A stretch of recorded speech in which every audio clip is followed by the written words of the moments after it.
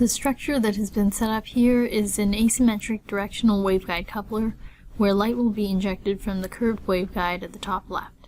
Some power will be coupled from the curved waveguide into the straight bus waveguide by evanescent coupling across the gap between the two waveguides.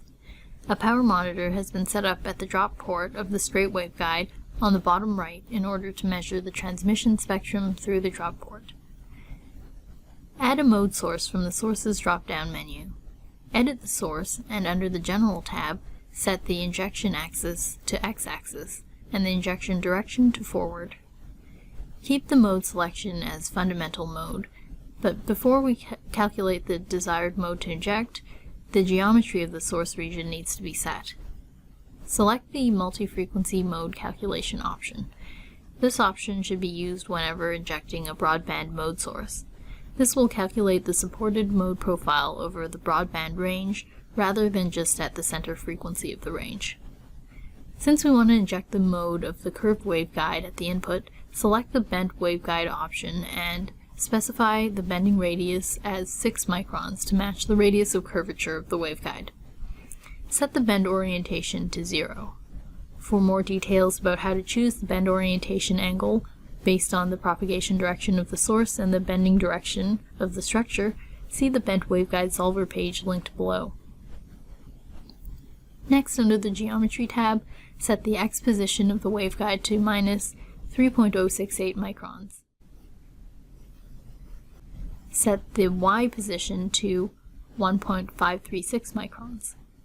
And set the Z position to 0.11 micron.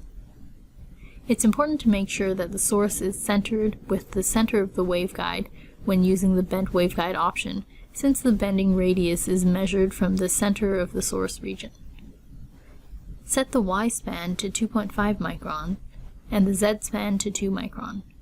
The values for the position of the waveguide have been pre-calculated based on the geometry of the structure, so that the position of the source is centered with the center of the waveguide. Now that the geometry is set, go back to the General tab and set the theta rotation angle to minus 28.3576 degrees. Again, this rotation angle has been calculated to match the angle of the waveguide at the given location of the source. Now plot the calculated fundamental mode using the Visualize Data button.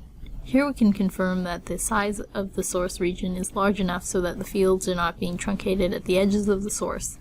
We can also choose to plot the field profile of different components of the E and H fields from the visualizer to confirm the polarization of the mode.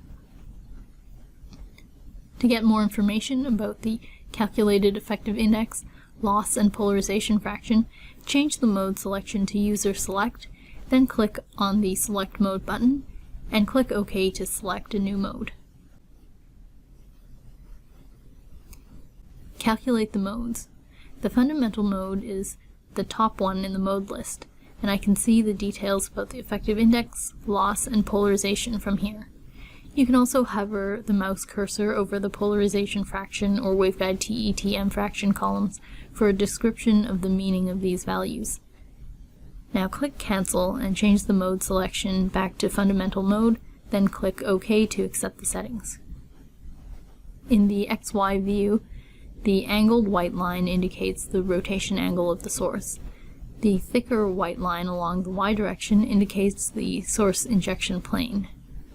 With the source selected, the effective index and modal fields of the selected mode can be visualized from the Result View window. Click Run.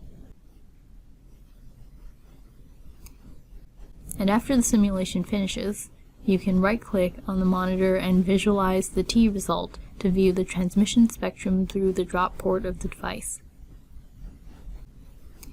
Here are some more tips for setting up a mode source. Ensure that the source span is wide enough to completely contain the mode of the structure. You can visually check this by plotting the field profile and making sure that the field amplitude of the mode decays to 0 around the edges of the source. But another way you can test this is by doing convergence testing by changing the span of the source. Start by calculating the mode, then increasing the span of the mode source and recalculating the mode, Then compare the calculated effective index of the mode between the two different source spans. If the mode source region is wide enough to contain the full mode, the calculated effective index should stay the same when you further increase the source span.